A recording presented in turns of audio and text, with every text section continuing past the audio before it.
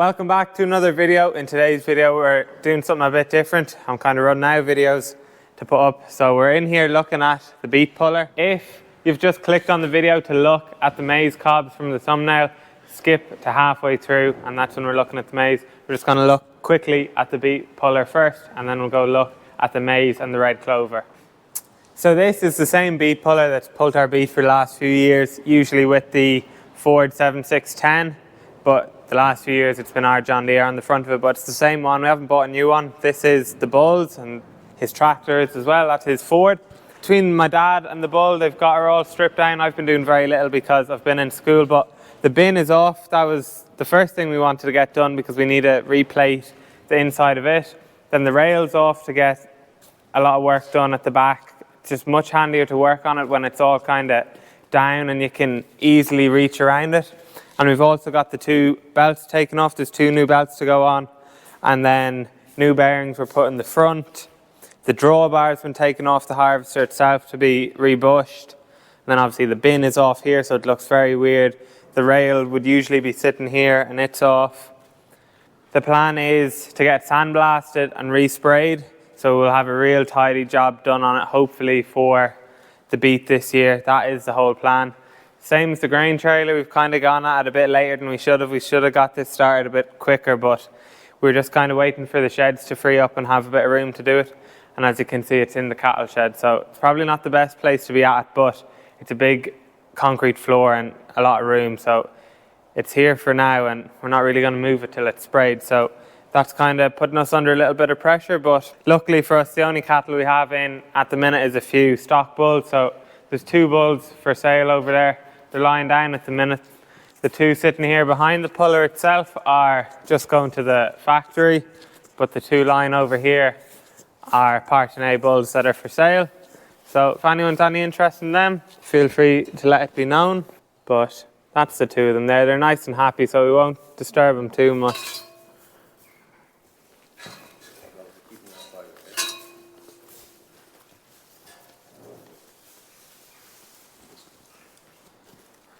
So that's the two stock bulls that are there. So we have two stock bulls and two bulls that are going to the factory. That's all that's in at the minute. The rest of the shed is empty and the BEET puller is over here in the corner. So as I was saying, the rail is off, as you can see there, and the harvester itself there, the chassis is there. There's not too much to be done on that, just simple stuff. And then you can see all the nights that have been spent at it by the amount of drink cans we've picked up off the floor, but it'll be a nice job once it's all done. And then we have the bin over here, and all we need to do is from the outside, it actually doesn't look too bad. You can barely see until you kind of get up close. There's a crack there, but you look at it from the inside and it's broke down there and it's broke there. So we just want to replate this, which we already have. We've got the sheet over here lying up on the wall, so it's folded over, and it's that 3mm sheet, 2mm. So it's nothing ridiculously heavy, but it'll do the job and it'll get that bin back right. But that is the story with the BEET puller. So I'll try keep the video along with it. I'll probably just make one more of a before, then sandblasting, and then I'll probably end up painting a lot of it. It'll be done primer and then paint it with the ARMER salmon green. So we got a good bit of experience with the paint gun doing the trailer, so we've kind of got it figured out now, hopefully. The primer is the simple stuff, the difficult thing is the paint, but we learned a lot doing the trailer, so hopefully we'll get this right and we'll get new stickers put on it and we'll have it looking really well for doing BEET in the start of October. But I think that'll do it for the BEET puller, so you can go and look at the maize now and the red clover. So we're up here now in our maize and we're starting off here in the Resolute, and as you can see it's still very green and very windy up here, but I've got one of the cobs here in my hand and as you can see it's quite a nice looking cob.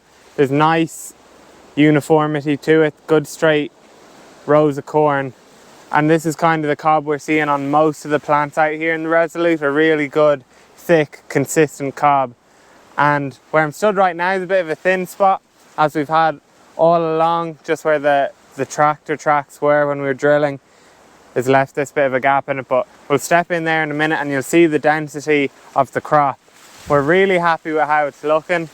The Resolute especially is looking really well. It's quite tall, it's probably 9-10 feet in some spots, and as I said, a good thick crop in a lot of the field. It would be nice if we didn't have these tractor tracks in it, but that is something we'll work on for the next time. We'll have tracker racers on and that should eliminate this problem altogether. Harvest wise, it's kind of hard to know. We're looking at the prospect cobs and you can see the corn starting to dimple. You can't see it quite yet with the Resolute, but it is starting to dry. But the plants themselves are still very green. So it's probably 2 or 3 weeks away minimum. The whole thing with us is we want to get winter barley in here afterwards. So we kind of do tend to take our maize off a bit earlier than other people would, just to give us a bit more time to get in and get drilled, because it's more important to us to get the winter barley in after than let the maize dry down a few more percent. So that's kind of where things are looking with the Resolute. We'll just step in here now to the denser part where we've sowed the 3 rows in the space where you'd usually have 2. So you'd usually only have a plant here and a plant over there, but we've got these plants all the way up the middle. So you can imagine it makes a difference to the space the plant has to grow. It is quite dense. Like if I step in here, you're barely going to see me if I go too far from you. So as you can see, it's much more dense here and you'd lose yourself quick enough in it, but the cobs themselves aren't too bad. Like there's a real nice one. There's a few smaller ones in it, but I think for the density, you're not losing cob size much. Because as you can see here, this one that I've been holding in my hand the whole time is looking really well, and it was taken from even further in there where it's even denser. So we are very happy with the Resolute and the maize in general, but I think we'll leave it there for now. We'll go look at the red clover. So we're now here in the red clover, and as you can see, it's kind of just starting to flower there. There's a good few flowers out on it, but there's a lot still to come. But this is grown for third cut and we just haven't got the weather to cut it. So the next kind of 3 or 4 dry days in a row, we'll probably knock this and get it baled up, just to have it got out the way and ready for slurry, just to have our slurry tank empty before going into the winter. But we're still very happy with this red clover. It's grown like anything and it's been in over 3 years, as I've been saying the whole time. So it's looking really well. Lovely amount of clover in it. The grass is there, but it's down in it, it's hard to see. But on a year like this where it's been dry, the taproot of the red clover has been really helpful to it, and you've seen it night and day between our grass fields with red clover and without. We've got so much more grazing and silage out of the fields that have a good proportion of red clover. So that's a really nice thing to see this year, and we're continuing to grow a nice bit of red clover in our reseeds. We're just after reseeding another field there, and we always put in a bit extra red clover, and we're putting in even more now just because we do like how this field is. If you had all your grass looking like this field, you'd be well chuffed, because you'd be putting out very little fertilizer and getting a lot of silage or grazing out of it each year, because we've got so much silage off this little field and it's got very little fertilizer compared to some of our other silage fields. But I think that'll do it for the red clover. So we'll go look at the prospect, and that'll do it for today's video. Now we're here in the prospect, and as you can see, it's not a bad height. It's probably, same again, about 9 foot. It's not got tall spots like the Resolute. The Resolute probably a little bit taller, but you'd expect that because the Resolute is a higher output variety. It is going to give you a bigger yield, but it's meant to be later maturing, which you can see from this cob. I don't know, will the camera pick it up, but there's definitely some dimpling on those kernels. I don't know if the camera will see it or not, but hopefully you can see, and if you can't, you may just take my word for it. But that cob is definitely a week to 10 days more mature than the Resolute, but it's not too bad. We'll probably, this year we'll have enough time to let the two varieties mature. The Prospect will be a bit overripe and we'll get the Resolute Perfect. But the other thing that I didn't talk about in the Resolute either is the tillering on the plants. So you can see there, the maize, it had a lot of space and it felt as though it had enough nutrients to put out a tiller plant and have enough nutrients there and energy to mature.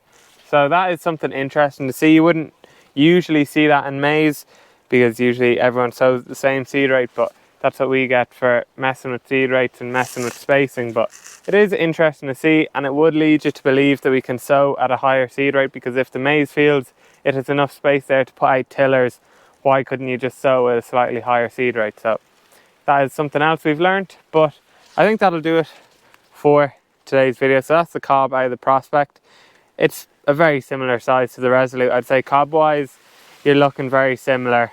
Maybe the Resolute is slightly stronger, but there's very little in it. But tonnage wise there is definitely a bit more of a plant in the Resolute, and it's probably a bit denser. But we'll see now once we put it over the weighbridge what the two varieties yield. But as I said before, it'll be 2 or 3 weeks till we harvest this. So if you want to see that, make sure you're subscribed. But that'll do it for today's video. So if you have any questions, feel free to leave them down below in the comments. And if you enjoyed today's video, make sure you give the video a like and subscribe to the channel. We'll be back up next Saturday. But that'll do it from me today. So see you in the next one.